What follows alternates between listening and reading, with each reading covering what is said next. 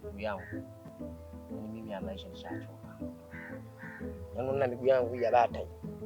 Ndugu yangu nimechoka kabisa, kila ninapohangaika hakuna. Kila ninapoenda baba hakuna.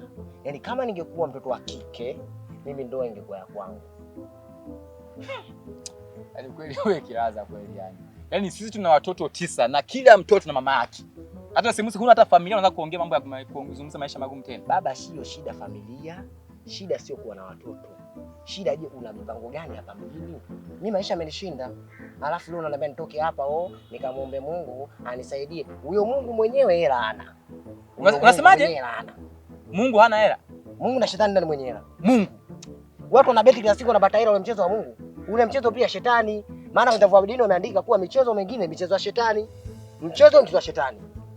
Kwenye makasino kucheza mchezo wa shetani.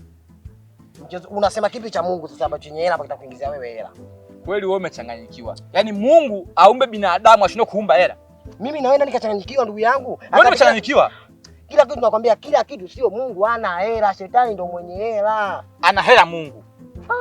Yaani ndugu yangu la Kenya wewe kweli una akili ya kufikia barabara. Una akili za utu uzima. Sawa. Mungu ana hela. Mungu ana hela. Ni hela za nani sasa?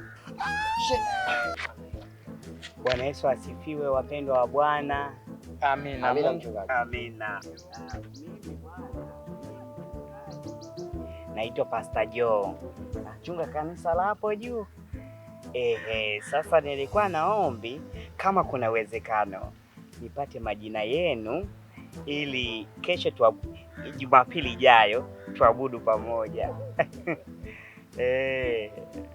Mimi nitakuja. Utakuja? Ubarikiwe na Bwana. Ndugu mchungaji, mimi kuja nitakuja. Ila ndugu yangu hela ya kutoa sadaka mimi sina. Kukuletea kikapu ndugu yangu ni sadaka. Sina mchungaji baba. Usitaki kuniambia hata buku kuna. Hata mia. Sina.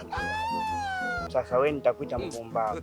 Usije. Nikwambia Mungu ana hela ukakataa. Umeona huyu?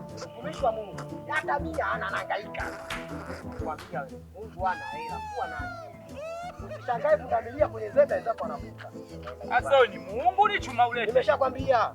Chuma ulete huyu. God have mercy upon us.